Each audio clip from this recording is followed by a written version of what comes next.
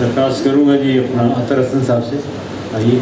مجھے بس غیر متوقع طور پر حکم علی صاحب نے دیا. میرے استاد بھی رہے ہیں FC کالج میں, اور ضیاءالحق نقشبندی صاحب سے جتنا عرصے سے تعلق ہے, نقشبندی صاحب کی لگن اور محنت کے بارے میں جیسے طاہر رضا بخاری صاحب نے فرمایا یا ان سے پہلے جو ساتھ ہمارے تھے, ان کی بے انتہا انتھک محنت ہے, اور دن رات یہ اسی لگن میں رہتے ہیں کہ اکیڈمی کو کسی نہ کسی طرح سے وائبل بنا سکیں اور اس کو کچھ بہترین لا سکیں.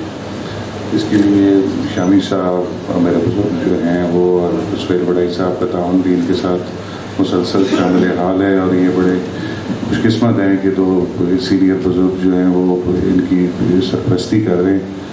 تو میری سب احباب سے بھی درخواست یہی ہوتی ہے, اور کوشش بھی یہی کرتے رہتے ہیں ہم بھی اپنے لیول پہ جتنا کر سکتے ہیں کہ نقشبندی صاحب کی ہیلپ کریں ہم لوگ, اور تاکہ یہ جو انہوں نے ایک صدقہ جاریہ کا پروجیکٹ ہے بیسیکلی, کیونکہ ہم لوگ بیسیکلی میں بھی ایک دیہاتی علاقے سے تعلق ہے میرا, تو میں یہ سمجھتا ہوں کہ جو ہم دیہات کے یا پسماندہ علاقوں کے رہنے والے لوگ ہیں, ہمارے پاس وہ اپرچونیٹیز نہیں ہوتی کہ ہم کہیں اس طرح ایکسل کر سکیں, کوئی اس طرح اوپر آ سکیں بیوروکریسی میں یا کہیں اس لیول پہ.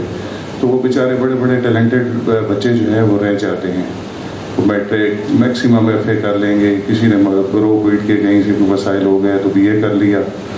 تو یہ نقشبندی صاحب کا بڑا ایک انمول قسم کا پروجیکٹ ہے.